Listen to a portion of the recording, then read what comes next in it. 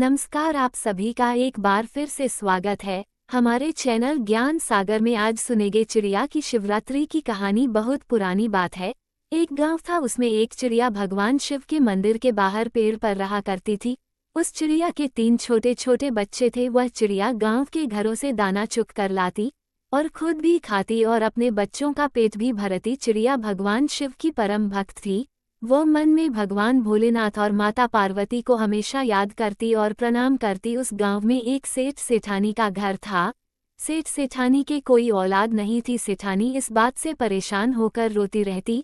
चिड़िया उस सेठानी को जब भी देखती तो भगवान भोलेनाथ से उस सेठानी की गोद भरने के लिए प्रार्थना करती।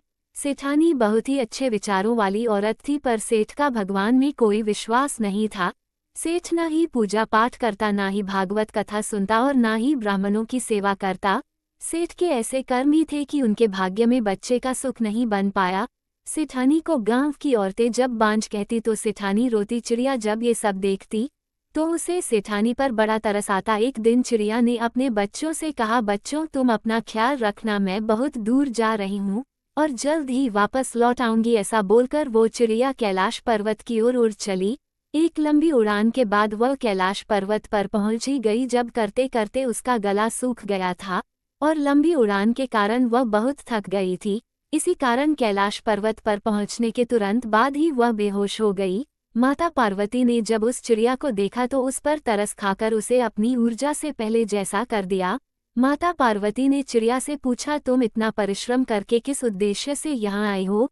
चिड़िया ने कहा, माता मेरे गाँव में एक सेठ सेठानी रहते हैं, उनकी कोई संतान नहीं है। कृपा करके आप उन्हें पुत्र सुख दे दीजिए, क्योंकि बच्चे के लिए सेठानी जी बहुत रोती हैं और बहुत दुखी रहती हैं। इस पर महादेव जी ने कहा, सेठ ना ही भागवत कथा सुनता है, ना ही कोई ऐसा पुण्य कर्म करता है जिससे उसके भाग्य में पुत्र योग बन सके, इसलिए उसका कोई पुत्र नहीं हो सकता। पर चिड़िया के बार बार आग्रह करने पर माता ने शिवजी को मना ही लिया।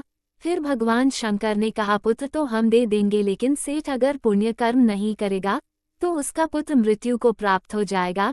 चिड़िया ने कहा, प्रभु आप सेठ सेठानी को पुत्र दे दीजिए, पुत्र प्राप्त होते ही वह पूजा पाठ करने लगेंगे। ऐसा कहकर चिड़िया खुश होकर वहां से चली गई। कुछ दिन बाद सेठानी को एक पुत्र हुआ। सेठ सेठानी ये देखकर बहुत खुश हुए।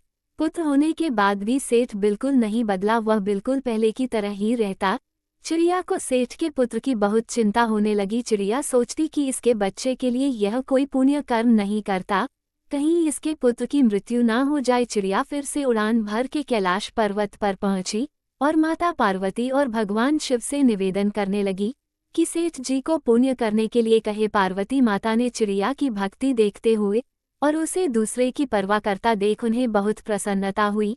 माता पार्वती और भगवान शिव उस सेठ के घर एक ब्राह्मण और ब्राह्मणी बनकर गए और सेठ सेठानी के दरवाजे पर जाकर भोजन के लिए कहने लगे।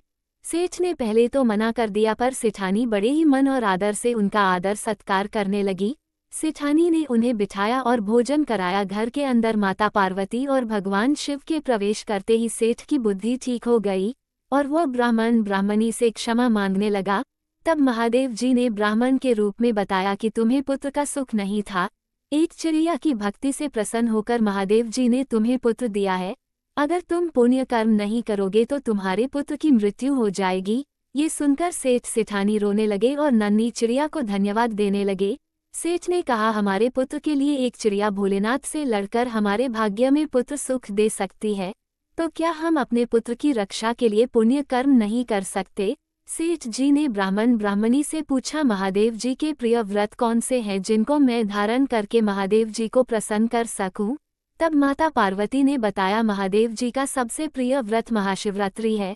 जो भी मनुष्य महाशिवरात्रि का व्रत करता है और उस दिन पूरे विधि विधान से भगवान शिव की पूजा करता है, उस पर महादेव जी की कृपा बरसती है। सेठ सेठानी ने कहा, अब हम भी महाशिवरात्रि के दिन महाशिवरात्रि का व्रत करेंगे और पूरे विधि विधान से पूजन भी करेंगे। महादेव जी और माता पार्वती जी वहां से चले गए। अब सेठ सेठानी धर्म कर्म व्रत पूजा और पाठ करने लगे, जिसके पुण्य से उनका पुत्र और धन बढ़ने लगा। चिड़िया भी उन सेठ सेठानी को देखकर बड़ा खुश रहने लगी और सेठानी के आंगन से दाना चुगने लगी और अपने घोंसले में बैठकर ओम नमः शिवाय का जाप करने लगी। ये थी आज की कहानी। देखा आपने किस तरह एक छोटी सी चिड़िया ने एक सेठ सेठानी के जीवन में पुत्र सुख दिलवाया। आपको ये कहानी कैसी लगी कमेंट करके जरूर बताएं और साथ ही हमारे चैनल को सब्सक्राइब करना ना भूलें। आप सभी को महाशिवरात्रि की हार्दिक शुभकामनाएं। धन्यवाद।